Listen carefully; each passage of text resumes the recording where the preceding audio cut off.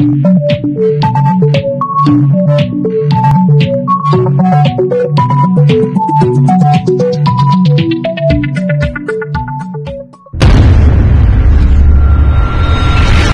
datang dalam kuliah daring bersama saya Dudi Hartono. Pada sesi ini saya akan menjelaskan tentang mood board. Apa itu mood board gitu. Apa fungsinya, bagaimana cara membuatnya. Ini adalah sebuah bagian dari praproduksi dalam sebuah desain produksi pada umumnya. Dalam hal ini kita akan bicara desain produksi iklan digital atau iklan audiovisual. Oke, seperti biasa, sebelum berlanjut, jangan lupa subscribe channel Kuliah Daring, like, dan tekan tombol lonceng untuk notifikasi. Oke, terima kasih bagi yang sudah mensubscribe-nya.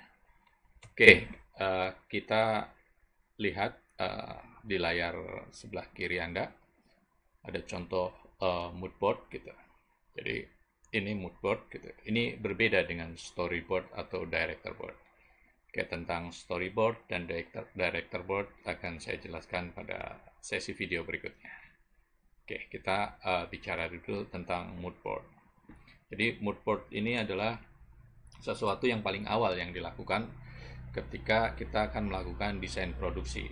Ini adanya pada tahap praproduksi. Jadi ketika kita sudah mulai merancang sebuah produksi, ketika kita akan mempresentasikan ide besar kita, big idea kita, gunakan mood board. Mood board ini apa sih gitu? Nah, mood board ini merupakan kolase visual atau gambar gitu. Jadi kumpulan gambar seperti tadi yang memiliki informasi tentang sifat, warna, sampel objek dalam sebuah komposisi yang menciptakan ambience atau atmosfer tertentu yang diharapkan oleh seorang desainernya, atau dalam hal ini sutradara atau produser. Jadi umpamanya mood board yang atau desain produksi yang akan kita buat adalah mengambil ambience atau atmosfer yang akan kita harapkan, umpamanya tentang retro atau Halloween gitu. Nah, tema-tema gambar, warna dan sebagainya, bahkan tipografinya itu disesuaikan dengan itu, dengan tema utamanya Halloween gitu, sehingga kita tidak akan lari dari ide besar yang sudah kita canangkan sebelumnya. Nah, ini digunakan kapan? Tentu saja ini digunakan ketika akan mempresentasikan ide atau gagasan kita kepada pihak lain. Pihak lain di sini bisa jadi tim kita di awal di internal gitu, ataupun klien.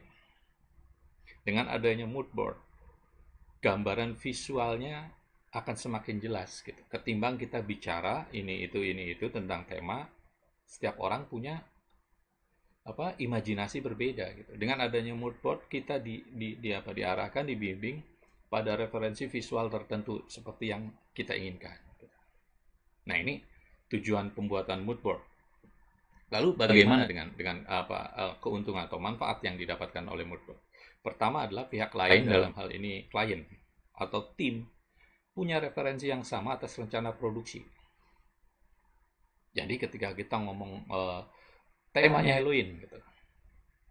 Nah, orang mikirnya macam-macam tuh. Halloween, oke, Halloween mana nih? Kalau Eropa berarti Dracula dan sebagainya. Kalau Indonesia, pocong, suster ngesot dan sebagainya. Atau Halloween dengan nuansa retro. Nah, baju-baju yang seperti apa atau tipografi seperti apa yang muncul. Nah, itu lebih jelas dengan adanya mood board gitu. Kemudian orang bisa memberikan feedback, memberikan masukan secara visual juga. Pada intinya kemudian adalah ini akan menyederhanakan proses produksi karena semua orang punya preferensi yang sama. Oke, jadi mood board ini garis besar ambience-nya, bukan detail frame to frame. Ini bedanya nanti dengan storyboard. Oke, pembuatannya tentu saja dimulai dari objektif dari produksi yang mau kita buat gitu. tentukan dulu objektifnya, berkaitan dengan audiens dan sebagainya. Kita maunya membuat produksi seperti apa dan sebagainya. Kemudian tentukan tema. Tema yang mau kita angkat adalah tema tentang apa.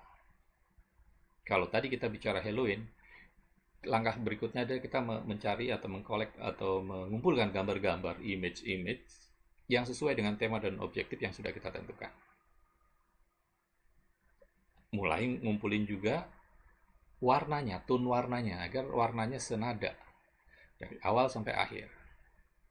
Kalau memang ini adalah desain produksi poster, ya berarti, atau dalam video membutuhkan desain gitu, iya nggak apa-apa, masukkan juga desain tone-nya, tipografinya dan sebagainya agar lebih lengkap gitu. Kemudian kalau perlu ditambahkan untuk memberikan keterangan, berikan keterangan untuk sifat-sifat dari gambar atau warna yang akan kita inginkan. Oke ya. Nah, dalam pembuatan mood board bisa dikerjakan secara manual maupun digital. Digital dalam hal ini adalah sudah ada software, ada aplikasi. Contohnya ini sample board, mood board Lite, dan Milanote.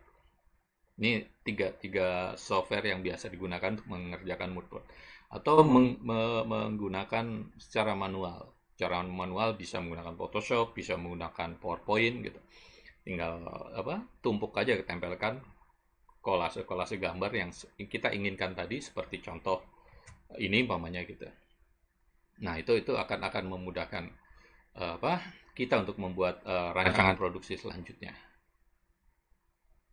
Oke, tinggal kalian mau yang mana? Yang visual atau yang software tadi? Kalau software tinggal cari softwarenya, download aplikasinya gitu. Oke, sekarang semua serba mudah gitu. Begitupun dengan gambar, kita bisa nyari gambar banyak di internet, di Google dan sebagainya. Oke, demikian penjelasan singkat saya tentang mood board. Pada sesi selanjutnya kita akan bicara tentang storyline. Terima kasih, sampai jumpa.